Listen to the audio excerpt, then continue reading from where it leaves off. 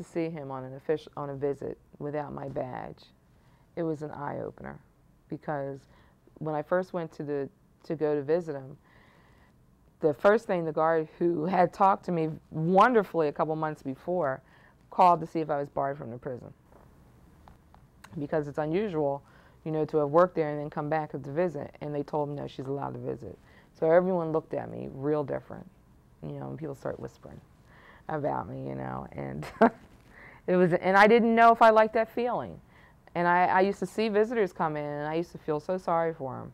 And then I was now a visitor, and I really didn't know if I liked having to be winded down and have to go to a certain place and have someone look at me a certain way. I really didn't know how to respond to that. I wanted my badge back. You know, I wanted to be able to just walk through the prison door and not have to deal with them looking at me the way I saw them look at other people. The families are the forgotten victims. When they go into the prison, you know, you're winded down and you become a part of his punishment instead of a part of his healing. When you go into the visiting room, you're allowed to have one embrace and one kiss. Kids can't sit on their parents' laps. You know, you can hold hands, but if in Delaware, at least, if the kids make too much noise, you know, they tell you to keep them quiet. You know, they're real excited about seeing their parents, so kids are kids. And, you know, so I think we need to be more concerned about strengthening those bonds instead of tearing them down. I know security is first, but you get to have an hour-and-a-half visit a week, you know, in Delaware. That is really ridiculous, you know. In some states, you have the trailers where the families can be together. I don't see why it can't be in all states.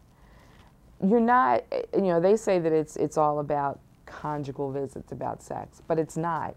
It's about being able to bring that family together every couple months, so you can sit down and have a conversation with your father or your mother without having someone looking over your shoulder or staring you in the face. You know, it's a time where he can or she can sit down and read a story to their child.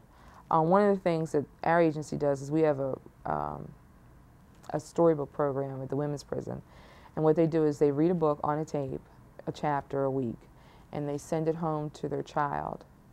And it's nice because they get the tape and the chapter, and each week it's a different chapter, so the child gets to hear the mother's voice, and that gives them something to look forward to every week.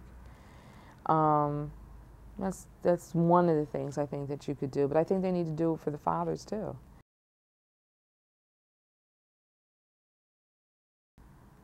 A lot of times, you know, people say, well, how, you know, you don't have sex, you don't do that, but I have found that making love is not about sex. It's about touching, it's about feelings, it's about friendship, it's about caring. And for me, this is the best relationship I've ever had. I like all of it, but you know, it's a good relationship. Talk, letter writing, just getting to know each other.